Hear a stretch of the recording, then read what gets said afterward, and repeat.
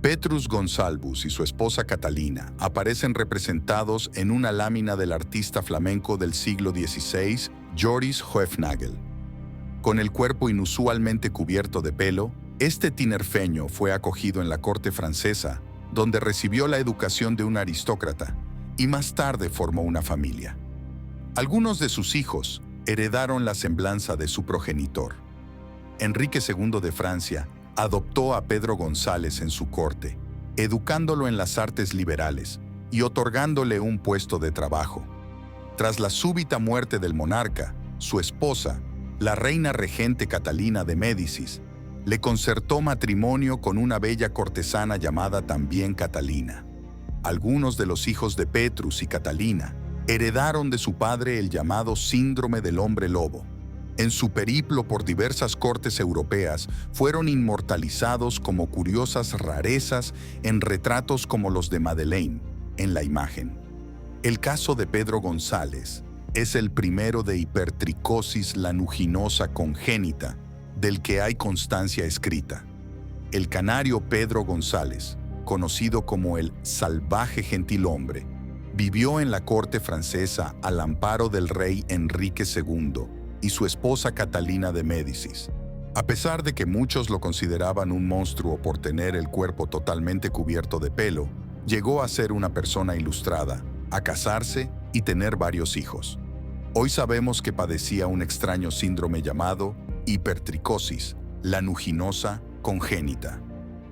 Pedro González nació en la isla de Tenerife a mediados del siglo XVI, una época en la que aún imperaban muchas supersticiones del medievo y las posibilidades de ser aceptado e incluso de sobrevivir, para alguien con semejante apariencia de hombre lobo, eran escasas. Sus primeros años están envueltos en un halo de misterio, pero se cree que sus padres fueron jefes guanches, los antiguos habitantes de la isla, y que lo abandonaron al nacer debido a su aspecto físico. Unos monjes lo acogieron en su monasterio, donde pasó la infancia bajo su tutela.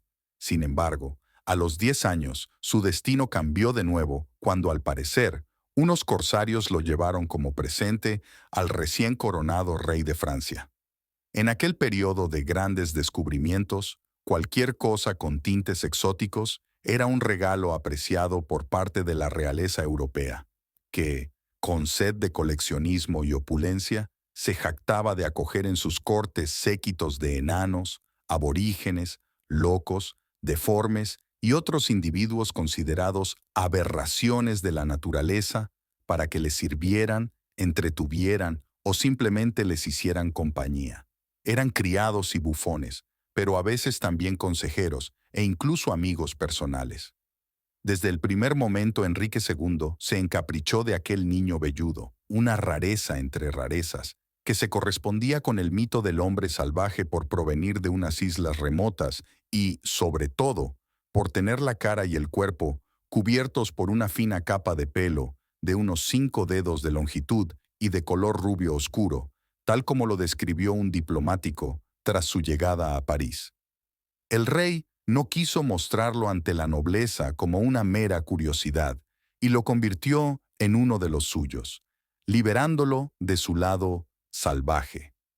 Primero le cambió el nombre en castellano por su versión latinizada, Petrus Gonsalvus, más acorde con su nuevo estatus, y a continuación fue educado en latín, la lengua reservada a la aristocracia, e instruido en las artes liberales, que abarcaban desde gramática, retórica y dialéctica hasta geometría, aritmética, música y astronomía.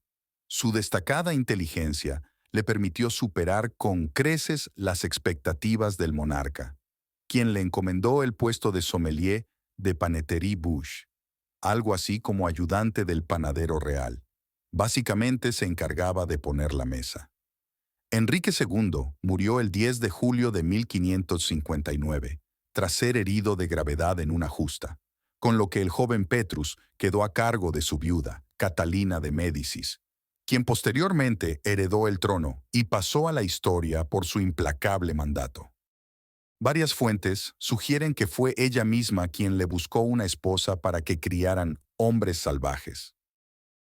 En estas se menciona que ninguna de las candidatas conocía la identidad del futuro marido, ni la noble finalidad de la sagrada unión. La elegida fue una dama de compañía de la reina, una de las más bellas, para que despertara la libido de la bestia, y de carácter fuerte, para que soportara la conmoción del primer encuentro y la resistiera durante el resto de su vida. Su nombre, al igual que el de la regente, era Catalina, pero su apellido sigue siendo una incógnita.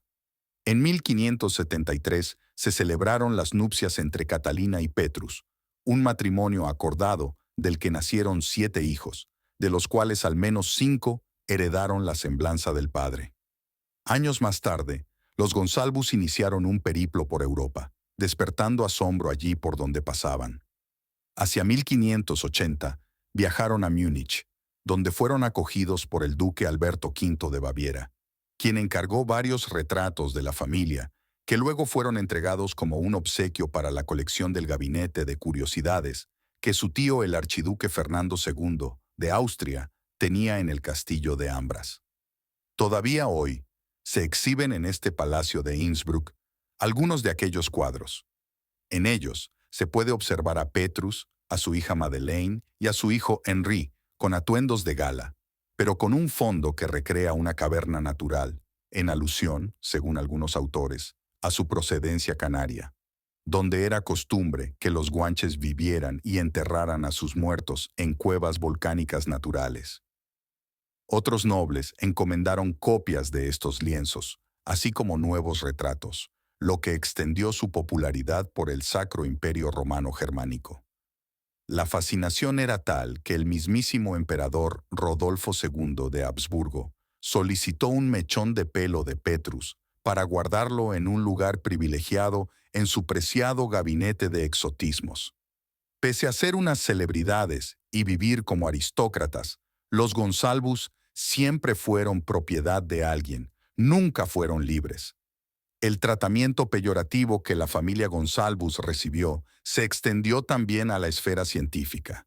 De hecho, fueron clasificados poco menos que de bestias en libros como Monstrorum Historia, un catálogo de anomalías humanas y animales escrito por el conde Ulisse Aldrovandi, un prestigioso médico y naturalista boloñés. Así, el mero hecho de ser peludos los condenó a un trato infrahumano.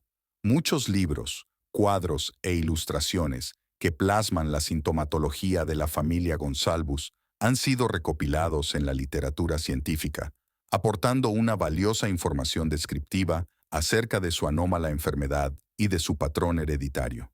La ciencia ha desvelado que padecían un raro trastorno llamado hipertricosis congénita generalizada, concretamente del tipo lanuginosa, que se hereda de forma autosómica dominante y se caracteriza por la presencia del lanugo, un pelo fino que aparece en el período embrionario y desaparece al nacer.